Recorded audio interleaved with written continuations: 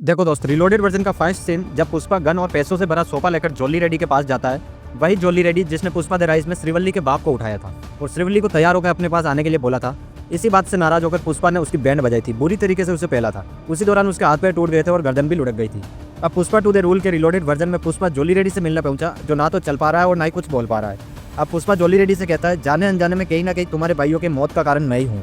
अगर आपने Pushpa the rise को अच्छे से देखा होगा तो आपको याद होगा कि जॉली रेड्डी के दो भाई और थे, कोंडा रेड्डी और जग्गा रेड्डी।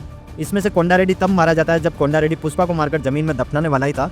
तब मंगल सीनू का साला मोगली अपने पंटर लोगों को लेकर कोंडा रेड्डी, जग्गा रेड्डी और पुष्पा पर फायरिंग करने लगता है।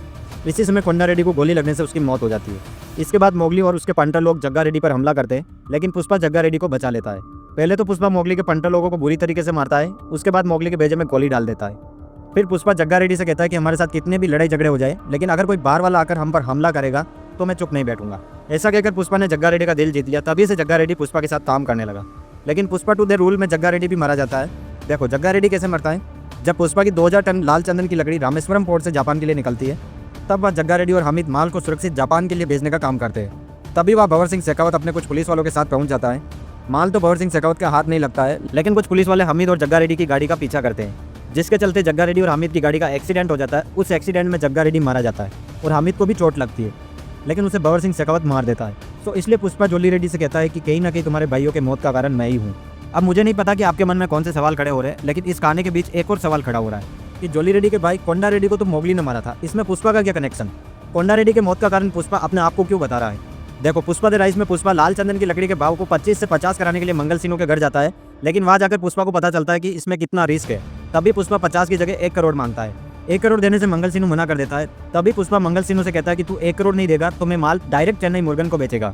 इसके बाद कोंडा रेड्डी और पुष्पा अपना माल सीधा चेन्नई मुर्गन को बेचने लगते हैं। इसी बात से नाराज होकर मंगल सीनू अपने साला मोगली को बेचकर कोंडा रेड्डी और पुष्पा पर हमला करवाता है। तभी कोंडा रेड्डी मारा जाता है। इसलिए पुष्पा जॉली रेड्डी से कहता है कि कहीं ना कहीं जाने अनजाने में तुम्हारे भाइयों के मौत का कारण मैं ही हूँ। और पुष्पा जग्गा रेड्डी के बारे में ये भी कहता है कि सोने जैसा इंसान खो बैठा, इस बात का दुख है मुझे। अगर उस दिन जग्गा रेड्डी ने मुझे एमएलए साहब को प्लान समझाने के लिए नहीं बोला होता तो आज मैं इस मुकाम पर शायद ही होता। ऐसा कहकर पुष्पा अब जॉली रेड्डी को जग्गा रेड्डी की जगह देना चाहता था। इसलिए पुष्पा जॉली रेड्डी से कहता है कि मेरे को मालूम है तू मुझे अपना दुश्मन समझता है, मेरे को मारने का तू मौका ढूंढ रहा है, लेकिन ये सब छोड़कर पुरानी सब बातों को भूलकर तू मेरे से हाथ मिलाएगा तो जग्गा रेड्डी की जगह तुझे रखूंगा और हर बार माल की डिलीवरी पर 3 हिस्से के पैसे इस सोपे की तरह तुम्हारे घर पहुंच जाएंगे। अगर ऐसा ना करके तू मुझे मारने की सोच रहा है तो ले गन भी साथ लाया मैं। ऐसा कहकर पुष्पा वे गन जॉली रेड्डी के पास रख देता है और कहता है कि मैं क्या करूंगा और मेरे सामने वाला क्या करेगा, इस बात का डिसाइड हमेशा पुष्पा ही करता है। लेकिन आज पहली बार ये फैसला तुझ पर छोड़ता हूँ। अब तुझे मेरी जान चाहिए या पैसा चाहिए, तू ही डिसाइड कर। इतना कहकर पुष्पा जॉली रेड्डी के सामने खड़ा हो जाता है। कुछ ही देर बाद जॉली रेड्डी वे गन उठाकर पुष्पा पर फायरिंग कर देता है, लेकिन इस बार भी पुष्पा बच जाता है। फिर पुष्पा जॉली रेड्डी को कहता है कि जॉली रेड्डी, मुझे समझ में आ गया तुझे मेरी जान ही चाहिए।